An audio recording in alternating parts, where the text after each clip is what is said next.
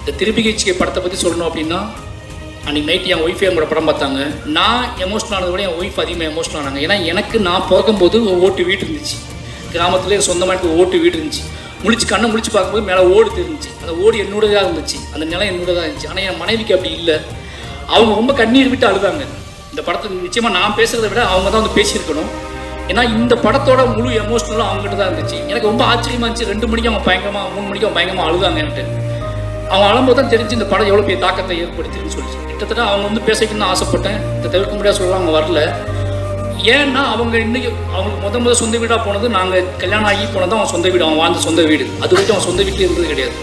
நாங்கள் காதலிச்சுட்டு இருக்கும்போது, நான் ஏன் ரொம்ப நேரம் சொல்லிடுறேன் முதல்ல, நான் அவனுக்காக பேசுனதுக்காக பேசுகிறேன். நாங்கள் காதலிச்சுட்டு இருக்கும்போது அவங்க ஒரு 4-5 வீடு மாறிக்கிட்டே இருப்பாங்க. நான் தான் திங்ஸ்லாம் தூக்கிட்டு போயிட்டே இருப்பேன்.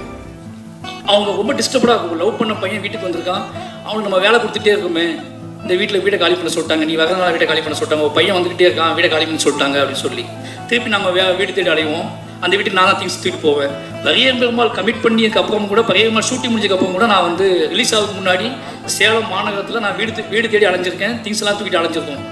அவங்க கூடயே நான் வீடு தேடி கிட்டத்தட்ட 6-7 வீடு மாறிக்கிட்டே இருந்தேன். அப்படி பரியேறும் பெருமாள் ரிலீஸ் ஆகிற வரைக்கும்.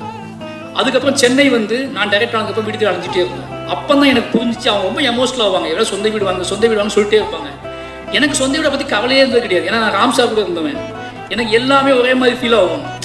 எனக்கு வந்து சொசைட்டியோட சமூகம் என்னை எப்படி நடத்துது, சமூகம் என்னென்ன இன்ட்ராக்ட் பண்ணுது, எனக்கு வெளி உலகம் தான், தெரு என்னை எப்படி நினைக்குது அப்படின்னு தான் நான் ரொம்ப மைண்ட் செட்டாகவே இருப்பேன். என் வீட்டுக்குள்ளே நான் எப்படி இருந்ததுன்னு நான் யோசிச்சதே கிடையாது.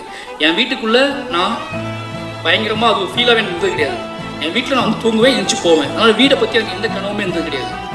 சமூகத்தை பற்றியான கனவு தான் அதிகமாக இருந்தது. ஆனால் என் ஒய்ஃபுக்கு வீடு பற்றியான கனவு அதிகமாக இருந்திருக்கு. அதுக்கு காரணம் அவங்க 3 பேரும் பெண்கள், அப்பா இல்லை. 3 பெண்களுக்கு ஒரு நிலையான வீடு ரொம்ப எமோஷனலாக இருந்திருக்கு. அதனாலே அவங்க வீடு வாங்க சொல்லிட்டே இருப்பாங்க. பரியேறும் ஹிட்டான உடனே எதை பற்றி யோசிக்காம ஒரு வீடு வாங்கிட்டு அப்படி சொன்ன உடனே கர்ணன் முடிச்சுன்னு அவங்க சொந்த வீடு வாங்கி கொடுத்துட்டேன். நான் அந்த வீட்டை தான் இப்போ இருக்கோம். எனக்கு நான் யோசிச்சு பார்க்கும்போது இது ஒரு பெரிய விஷயமா, நான் அந்த வீட்டை பார்க்கறதுக்கும் போகல, அந்த வீட்டை பற்றி எதையும் யோசிக்கவும் போகல. வீட்டை பார்த்தோம், இது இப்படி ஆகணும், இது எப்படி ஆகணும்னு எதுவுமே யோசிக்கலை. வீட்டை வாங்கி வாழ்ந்துட்டோம்.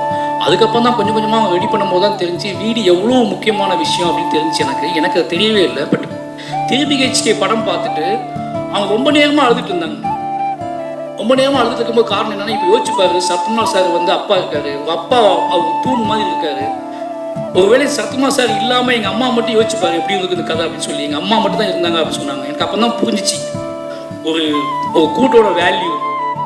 சார் சொன்ன மாதிரி இந்த வீட்டில் நம்ம இறந்து போனதுக்கப்புறம் இந்த வீட்டுக்குள்ள தான் நம்ம பிள்ளைங்க இருப்பாங்க, இந்த வீட்டுக்குள்ள தான் நம்ம பிள்ளைங்க விளையாடுவாங்க அப்படிங்கிறத பார்த்துட்டு நம்ம போகிற உணர்வு இருக்குல்ல, அப்போ தான் எனக்கு புரிய ஆரம்பிச்சிச்சு. நானே அவன்கிட்ட ஃபோன் பண்ணி, அருண் நான் வந்து இந்த படத்தை நான் ஒரு பாயிண்ட் ஆஃப் வியூவில் பார்த்தேன், என் ஒய்ஃப் ஒரு பாயிண்ட் ஆஃப் வியூவில் பார்த்துருக்காங்கன்னு சொல்லி அதை நைட் நான் பேசிகிட்டே இருந்தேன்.